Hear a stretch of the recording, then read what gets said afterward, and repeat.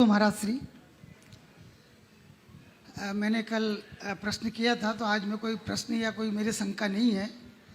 केवल एक जानकारी के बारे में मैं चाह रहा था, आप बताएं। आज मैं सुबह अपने यात्रा के लिए गया, सुबह पहाड़ के ऊपर। बड़ा अच्छा मौसम भी था, बड़ा अच्छा माहौल था, बड़े अच्छे से सब जगह के दर्शन हुए।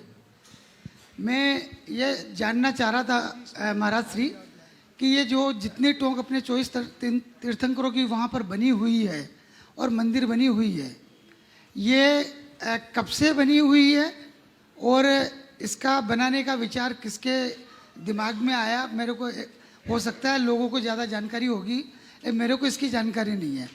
और एक दूसरा, हाँ। मैं दूसरा प्रश्न नहीं है, इसी से कनेक्टेड कि परसों सब जाने वाले हैं यात्रा के लिए, तो आप इनको ये इतना सा बताएं कि वहाँ जाते समय उनके दिमाग में क्या बात रहनी चाहिए, निर्मलता रहनी चाहिए, नहीं रहनी चाहिए।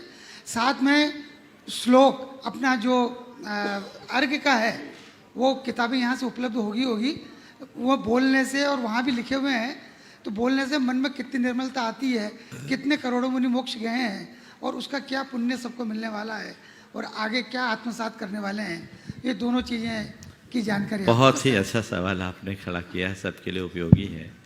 जहाँ तक पहला सवाल है कि ये टोंक कब से बने, इन टोंकों का इतिहास लगभग 250 साल पुराना है, ज़्यादा पुराना नहीं।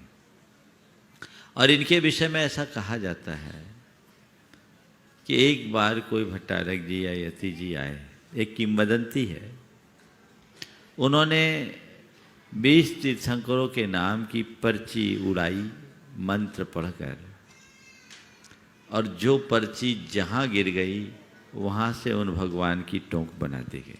अच्छा। स्वर्णभद्र कूट पार्श्वनाथ भगवान का बिल्कुल नियत है। अब बाकी टोंक कहाँ थे? अगर हम अजितनाथ भगवान की टोंक की जगह को देखते हैं तो 450 धनुष की तो उनकी अवगाहना थे, वो उसी जगह में तो बैठ भी नहीं पाएंगे। पर उनके काल में ये पर्वत बहुत ऊंचा था, ये दिनों दिन इसका क्षरण हो रहा है, ये अवशिष्ट पहाड़ है, दिनों दिन क्षीण हो रहा है, और पंचम काल के अंत में ये एकदम भूतल में समा जाएगा, एकदम चकनाचूर हो जाएगा। फिर जब नया काल प्रवर्तन होगा तो उठेगा। तो स्थान शाश्वत है, पहाड़ शाश्वत नहीं है। तो ऐसी चर्चा है। तो ये जो भी हो, ऊपर हम जहाँ जाते हैं हमारे लिए तो कण कण पूज्य है। ये पर्वतराज केवल ऊपर से ही बंदनी नहीं, इसका कण कण पूज्य है। ऐसी भी चर्चाएं आती है कि पहले लोग वंदना के लिए ऊपर जाते ही नहीं थे। जैसे कैलाश यात्रा के समय लोग कैलाश पर्वत की परिक्रमा करते हैं, वैसे ही इस पर्वतराज की परिक्रमा को ही उसकी वंदना कर मानते थे, क्योंकि पर्वतराज को हम इतना पूज्य मानते थे कि वंदना के क्रम में पैर रखना भी पाप समझते थे। तो ये व्यवस्थाएं थी। आज हम सब वंदना करने जाते हैं, आप लोग भी वंदना करने जाएंगे। क्या भाव लेकर जाएं? सबसे पहली बात, आप अपने मन में ये भावना रखें कि मैं इस धरती के पवित्रतम स्थल पर जा रहा हूँ। ये सिद्ध निषीधिका है। क्या नाम है इसका? सिद्ध निषीधिका। निषीधिका उसे बोलते हैं जो नियम से सिद्धि का कारण हो, निषीधिका। तो नियम से जो सिद्धि का कारण हो उसका नाम निषीधिका है। ये सिद्ध निषीधिका है। और यहाँ से अनंत मुनियों को निर्वाण की उपलब्धि हुई। उनके निर्वाणोपरांत उनके दिव्य शरीर की पवित्र रच आज भी यहाँ के वातावरण में हम उस रच को लेने जा रहे हैं। वंदना के क्रम में मैं आप सबसे कहता हूँ, अगर आप वंदना करने जाएं, कोशिश करें पैदल जाने की। जिनको कार्डिक प्रॉब्लम ना हो, ब्लड प्रेशर नॉर्मल हो, शरीर ठीक हो, डायबिटिक ना हो, वो पैदल यात्रा करने का मनोभाव रखें। और जब जाएं तो इस संकल्प के साथ जाएं कि जब तक मैं शिखर पर नहीं चढ़ूंगा तब तक कहीं नहीं बैठूंगा। थक जाएं तो लाठी के सहारे अपने सांस को सामान्य बना लें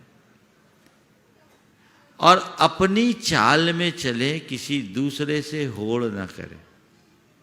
मन ही मन ओम ह्रीम नमः ओम ह्रीम नमः की मानसिक जाप, और मन में मुझे चढ़ना है चढ़ना है चढ़ना है रखिए। कब ऊपर पहुंच जाओगे आपको पता ही नहीं लगेगा।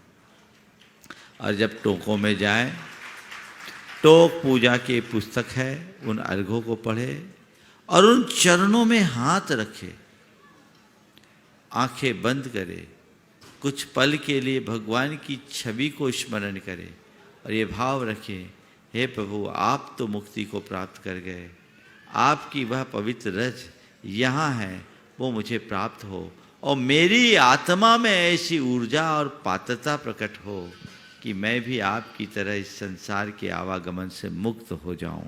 देखिए आपको क्या भाव विशुद्धि बढ़ती है। इस तरीके से वंदना करना बहुत आनंददायी होगा। नमोस्तु महाराज जी।